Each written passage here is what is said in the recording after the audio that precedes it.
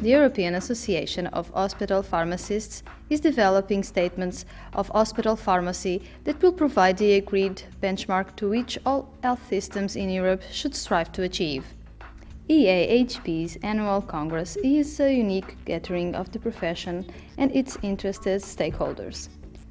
So it was a perfect opportunity to bring people together to discuss the work on the statements so far in advance of the European Summit on Hospital Pharmacy in May 2014. We speak to the EAHP President, Dr. Roberto Frontini, to find out more. Well, the FIP statement, our statement are based on, are now 6 years old. And that's necessary to have an update because pharmaceutical practice is changing. So we need an update. And secondly, the FIP statements are global statements. We need more a European flavor of such statements. But what we are doing is to merge some of them, to refresh them, and to add some of them just to get a European vision. That is the first group. And how to use? Well, we will have a big project on best practice. We will have big project on implementation survey. And what we need is a vision for a European hospital pharmacist, how to make the best for the patients.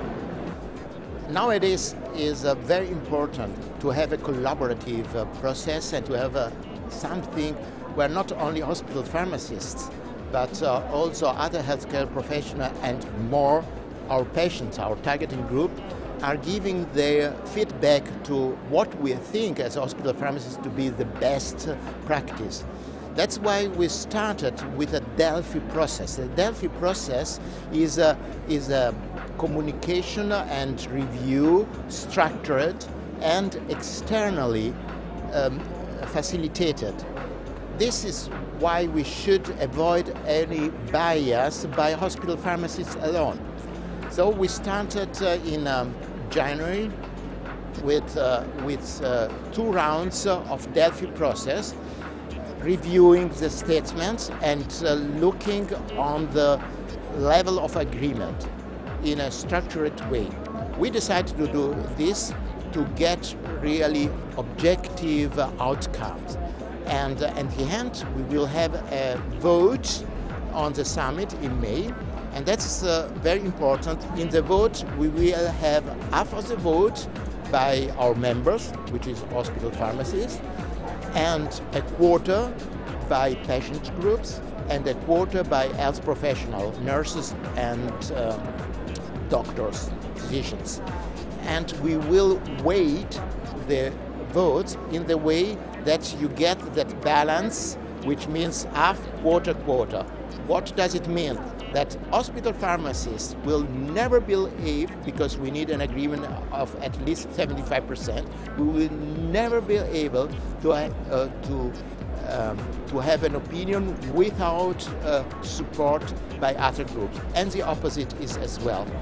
So I think at the end we will have very strong statements for Europe and for the world. Hospital pharmacists will have a big impact of their practice because at the end, the scope of the statement is to give to hospital pharmacists a perspective from the needs of our patients.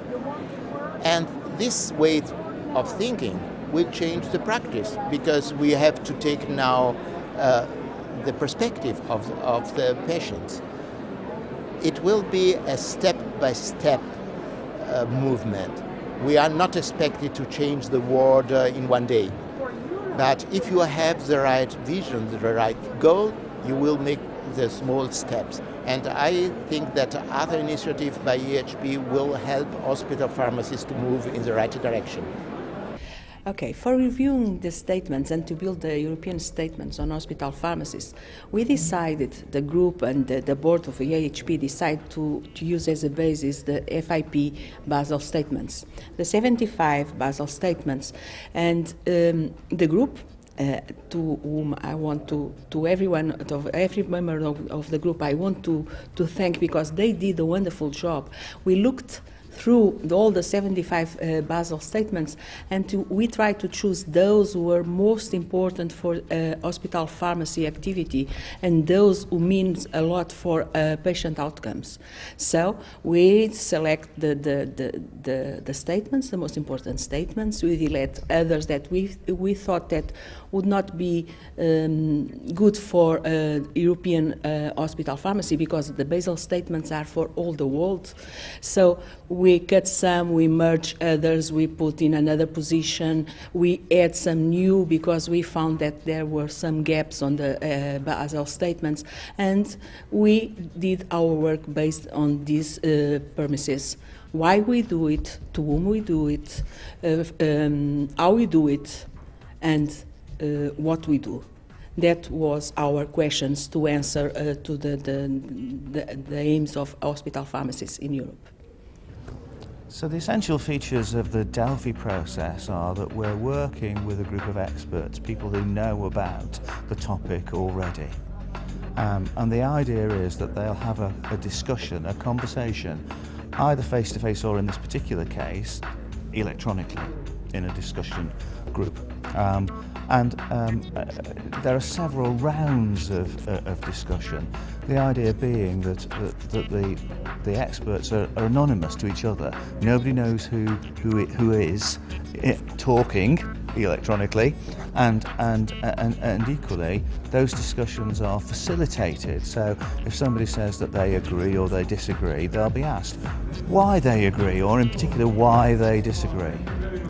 So as a result of this structured process, the idea is that even the experts will refine their original answers, and gradually there'll be a coalescence of agreement, so that we reach a consensus in the end after 2 or 3. In this case we've had 2 rounds, sometimes it's 3 rounds, but it's a predetermined number of rounds, and then we stop. And you measure success by scoring the answers and applying an average score. There are some caveats about whether you should or shouldn't do that, but on balance, pragmatically, you need to see whether things have changed through the rounds. So we've used the average score in this case. Well, I think there have been a number of main issues that we've debated.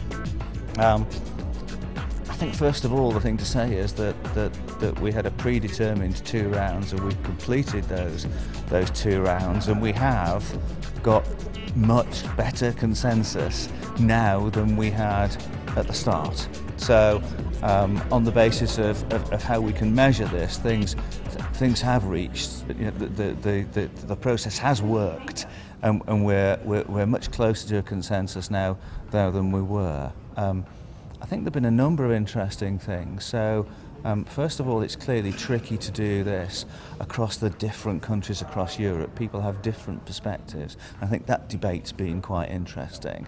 Some people have more issues with you know, capacity and resources within their country, and understandably find it difficult to you know, to look ahead beyond their current position and where they are. I think the other thing to say, the big strength of this, is that we've had patient groups and other healthcare partner organisations involved in this process. It's not just been hospital pharmacists talking to each other. And I think that's been the other interesting thing that we found, that bringing those other groups in has stimulated the debate as well. Well, I hope at the summit we'll start with a series of statements that are reasonably robust. Having been through this Delphie process, I think they have in effect a strong evidence base behind them. So we go in from a position of strength, already having achieved a degree of consensus.